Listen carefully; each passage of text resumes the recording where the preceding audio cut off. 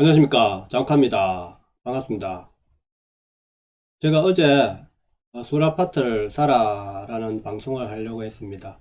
근데 어제 제가 다른 방송을 하는 바람에 그 이야기를 오늘 하도록 하겠습니다. 왜 솔아파트를 계속 사야 되느냐? 저는 지방에 집을 살 뺏사 사지 마라.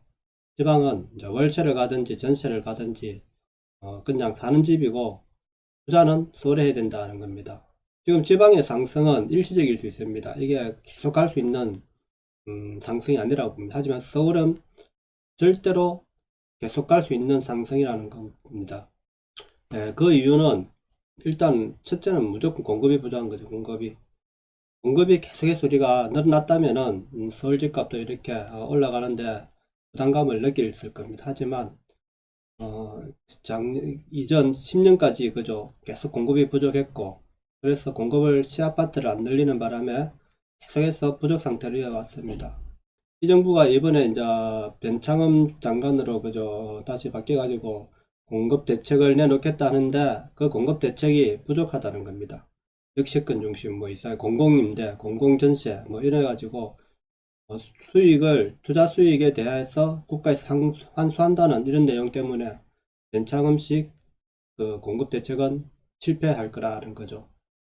그 다음에 이제 공급이 적은 반면에 이제 수요가 그죠, 많다는, 수요 심리가 높다는 겁니다. 수요가 서울의 인구는 줄고 있지만은 그 수요가 지금 어쩔 수 없이 전세값이 오르고 집값이 오르다 보니까 지방으로 많이 나갔다 아닙니까? 그죠? 지방으로 빠져나갔죠. 물론 서울에서 빠져나가면서 지방에 집을 엄청 샀죠. 그죠? 사들였단 말입니다. 그런데도 이 대기 수요자들이 항상 서울에 진입하기 위해서 대기하고 있다는 겁니다. 그 수요가 10만, 20만이 넘을 겁니다. 그죠? 한 해에. 그래서 언제든지 서울이 살 수 있는 분위기만 되면은 살려고 하는 사람들이 많아질 겁니다. 그래서 결국에는 지방도 수도권도 결국에는 핵심 지역 외에는 한 몇 년 뒤에는 가격 하락세가 될 거라는 거 예측이, 하락이 될 거라는 예측입니다. 저는. 그리고 이제 일자리가 지금 수도권으로 계속해서 지금 늘어나고 있는 추세죠. 그러니까 서울로 안 갈 수가 없잖아요. 그죠? 젊은 일하는 인구가, 그죠? 과거에는 청년 일자리가 늘어났는데 지금은 40대도 지방에서 일자리 없어지니까 일단 서울에다가 수도권에 일자리를 구하러 올라가는 거죠. 이분들이 결국에는 내 소득이 올라가면은 결국에는 서울에 아파트를 사야 될 거 아닙니까? 그죠? 그리고 청년들이 지금 너무 많이 올라간다는 겁니다. 과거보다 더 많이 지금 서울 집중 현상이 더 생겼다는 겁니다. 과거에는 그래도 지방에 그래도 대기업들이 대기업 지방 제조업들이 그래도 탄탄하게 자리 잡았지만은 제조업이 지금 무너지는 상태에서 지방에서 살아남을 이제 청년 일자리는 거의 없어지는 거죠.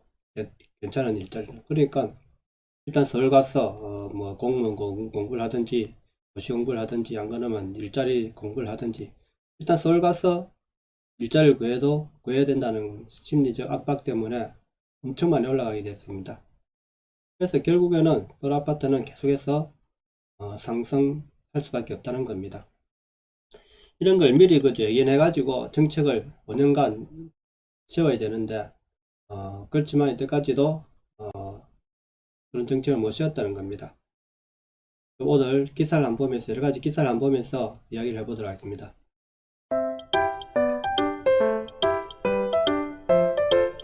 변창흠식 공급 대책 예고했지만 더 커지는 서울 매수 심리라는 겁니다. 서울 매수 우위 지수가 상승세를 유지하고 있다는 겁니다. 114.4를 기록하고 있다는 겁니다. 부동산 세금 집값 상승에도 늘어난 거래량이라는 겁니다. 자, 세금 그죠? 엄청 때린다 하고 했는데도, 집값 상승했는데도 더 늘어나는 거래량이나 매수세가 계속 있다는 겁니다. 역세권 중공업 지역 개발안인 대규모 공급 정책이 필요하다는 것이죠. 변창흠 터교통부 장관이 취임 직전부터 지속적으로 공급 대책을 예고했지만 여전히 서울에 집을 사려는 사람이 팔려는 사람보다 많은 것으로 나타났다. 수요가 많다는 거죠. 공급보다. 당장 올해 서울 아파트 공급 물량이 26,940가구인데 이 지난해 질반에 그치고 임대차법으로 인해 전세난이 수그러들 기미를 보이지 않고 있어 무주택 수요자들의 불안감이 해소되지 못했기 때문이라는 분석이다. 자, 무주택자들이 그죠? 이러다가 집 없는 난민이 되지 않을까 하는 걱정이 있다는 거죠. 서울 매수 우위 지수는 지난 7월 6일 날 154.5로 올해 최고치를 기록한 이후 8월 114.5, 9월 93.2, 10월 86.5로 하향세를 이어갔다는 겁니다. 계속해서 서울에 규제를 이제 많이 하고 하니까 지방을 근데 이제 규제를 안 했죠. 특히 부산 쪽에. 그러다 보니까 그 돈이 자금이 한동안은 부산으로 몰리죠. 그죠? 그래서 정부가 7.1 대책, 7.10 대책, 임대차법 시행 등을 강력한 규제와 8.4 공급 대책을 내놓자 매수 심리가 다소 주춤했다는 겁니다. 임대차법으로 인한 사상 최고의 전세 대란이 나타났고 집값 역시 급등하자 11월 91.4, 12월 108.3으로 매수 우위 지수는 다시 기준점 100을 넘었다는 겁니다. 11월 달부터 12월 달 사이를 지나가면서 이게 이제 지방의 규제를 이제 다 해놓으니까 다시 서울로 이동을 한 거죠. 매수 심리 상승은 늘어나는 거래량에도 확인된다는 겁니다. 올해부터는 취득세, 보유세, 양도세 등 부동산 관련 세금이 더 높아지고 집값 상승세가 여전함에도 불구하고 무주택자들의 매수 심리를 잠재우지 못하고 있다는 겁니다. 이 같은 부동산 시장 과열 현상이 아파트 공급 부족에서 기인한다는 지적입니다. 자, 일단 공급 부족이죠. 공급 부족, 그죠?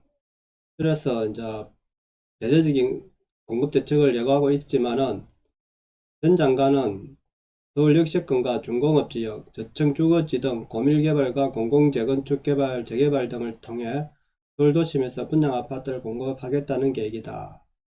설 연휴 이전까지 서울 도심 주택 공급 확대 방안 대책을 발표할 예정이라는 겁니다. 다만 당장 수요자들의 불안을 해소하기 위해서는 어려울 것으로 보인다. 그렇죠. 서울 매수 심리는 절대 떨어지지 않을 것이라며 역세권, 중공업지역 등 개발을 통해 주거 환경이 더 좋아지기에 전체적으로 가격이 상승할 것이다. 대규모 공급 정책인 재개발, 재건축 활성화가 필요하다고 강조했습니다. 그는 또 현 정부가 기존 규제 정책을 가지고 가면서 공급 대책을 내놓는다는 것이 어불성설이라며 민간 협력을 통한 공급 대책에서 공공기여 주장을 계속하고 있는데 이 기여분을 몇 퍼센트로 책정하냐에 따라 사업 성과가 좌우될 것이다 는 겁니다. 민간에 대해서 무한정으로 공급을 하게 해야 되는데 이 정권은 그렇게 안 할 거란 말입니다. 그죠? 그래서 공급 부족은 계속해서 일어날 것이다 라는 겁니다. 마포도 30평 20억 시대원화 분양금이 19.6억에 거래됐다 합니다. 마포 지역에 10일 국토교통부 실급에 따르면 마포구 염리동 마포 프레스티지 자이 전용 84제곱미터 분양권 지난달 26일 19억 6천만원에 실거래됐다. 이 단지는 총 1694가구로 내년 3월 입주 예정이다 하는 겁니다. 추가 대책 주저하지 않겠다. 대통령 집값 안정의지 예사롭지 않다 하는 건데 최근 여론조사에서 문재인 정부 지지율이 떨어진 결정적인 원인으로 부동산 시장 불안이 지속되자 연초부터 정부의 움직임이 예사롭지 않다 하는 겁니다. 문재인 대통령이 투기 수요 차단, 공급 확대, 임차인 보호라는 정책 기조를 유지하며 추가 대책 수립에 주저하지 않겠다고 밝혔습니다. 그러면서도 대책에 대해서는 혁신적인 다양한 주택 공급 방안을 신속히 마련하겠다고 공언. 근데 대통령이 그저 이때까지 계속해서 집값은 안정되고 있다. 그죠? 집값은 무조건 반드시 잡을 것이다. 매년 하는 말 아닙니까? 매번. 그죠? 지금 이쯤 되면 우리가 양치기 선인이라고 해도 될 것 같습니다. 그죠? 말은 해놓고 그죠? 실행을 안 한다는 것이 말이 됩니까? 예? 정치 외교학과를 나온 김현미 장관을 그죠? 그렇게 이때까지 신임하면서 계속해서 부동산은 안정되고 있다, 잡고 있다 그렇게만 이야기해 왔잖아요. 근데도 안 되잖아요. 그죠? 안 됐잖아요. 이때까지. 응? 그러니까 이제는 뭐 아무리 그저 잠대도 우리가 믿을 수 있습니까? 못 믿죠. 그죠?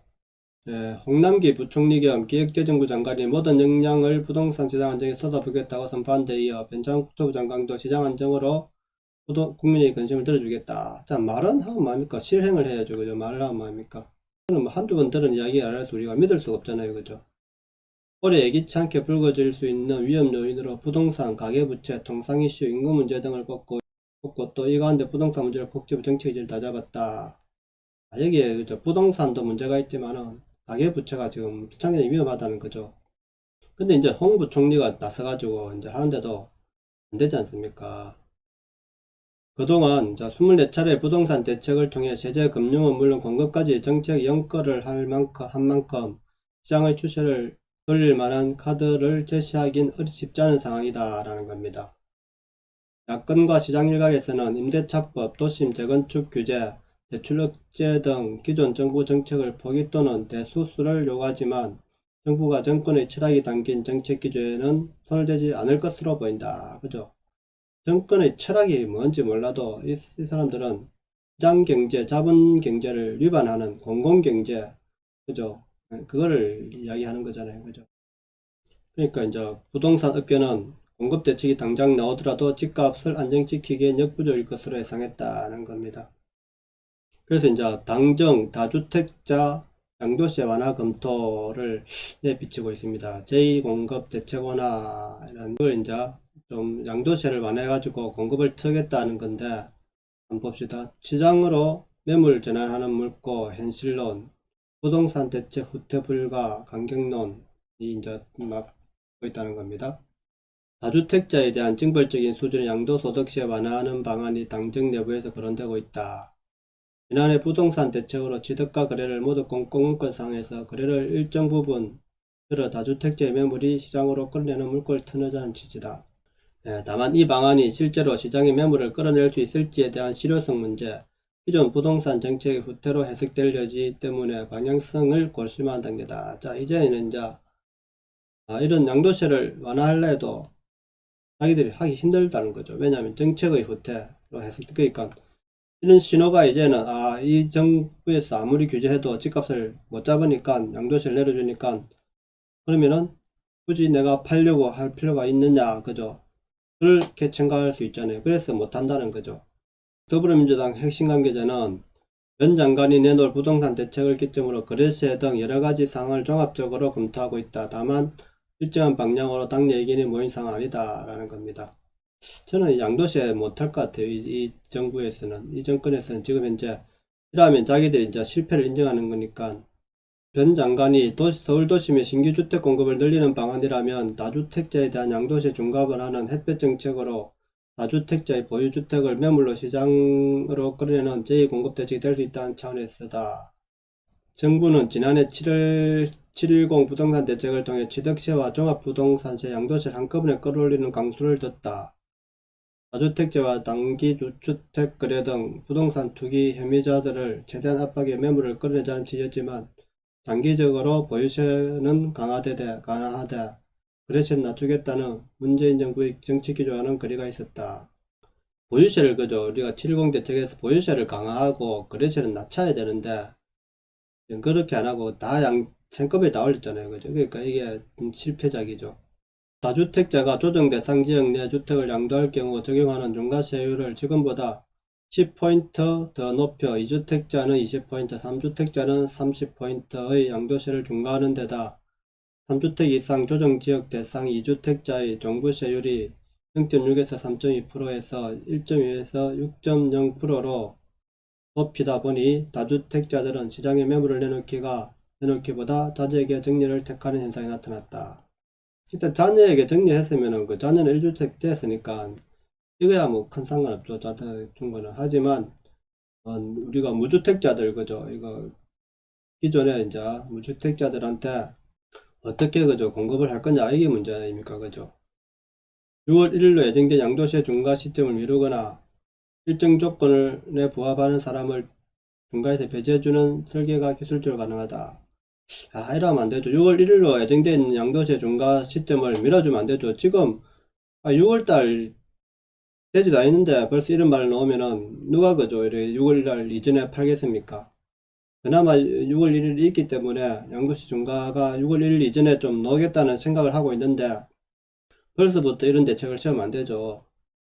그러니까 결국에는 이 정부는 서민들을 위한 정책이 아니라는 겁니다. 예, 다 이거 피해갈 거를 미리 해준다는 거 아닙니까? 양도세 중과를 완화해 시장의 매물을 늘려주는 문제는 정무 정책적 판단의 문제다라면서 얼마든지 전환할 수 있지만 문제는 실제 정책을 시작하기도 전에, 그러니까 이게 얼마든지 전환할 수 있지만 문제는 실제 정책을 시작하기도 전에 해고나는 모양새가 되므로 명분이든 논리든 디자인하기가 쉽지 않을 것이라는 거죠. 그렇죠. 자, 6월 1일 날 중과되는데 벌써부터 이런 말이 나오면 안 되죠. 하거나 하면은 처음부터 그죠, 이렇게 안 하든가 해야지. 그러니까 이제 딜레마에 빠진 거죠. 어떤 강경론자들은 계속해서 압박해야 된다라고 하는 걸 하고 있을 거 아닙니까? 그죠? 여당 관계자는 양도세 중과 완화로 시장 매물에 나온다는 보장도 없고 기존 대책을 한번 바꾸면 무너지는구나, 버티면 되는구나 하는 신호가 될 수 있고, 그렇죠. 제 말이 이거죠. 이런 생각을 가질 수 있다는 겁니다. 결국에는 내가 암만 규제 정책을 해봤자 안 된다는 이런 심리를 가져갈 수 있는 거죠. 양도차익, 불로소득을 챙기고 나가는 것을 그대로 드러내기가 될 수 있어 어려운 문제. 그러니까 처음부터 정책을 할 때는 국민을 적으로 보면 안 되고, 그죠? 집까지 다 적으로 보면 안 되고, 우리가 공급을 늘리기 위해서는 그런 보이시를 좀 올렸다가, 그죠? 양도세를 그대로 이제 놔두었으면은, 조금 슬슬 넣을 건데, 처음부터 이렇게 집 가진 사람을, 집을 가진 사람을 적으로 보고 하니까 이렇게 되는 거 아닙니까? 그죠? 오늘은, 그래서, 결코 쉽지 않다. 대통령은 추가 대책을 주저하지 않겠다는데, 집값 안정 의지, 날마다 하는 말이죠. 그러니까 대통령은 양치기 소년이 될 수밖에 없다는 겁니다. 오늘 방송은 여기까지 하겠습니다. 내용이 좋았다면 구독, 좋아요 부탁드립니다. 감사합니다.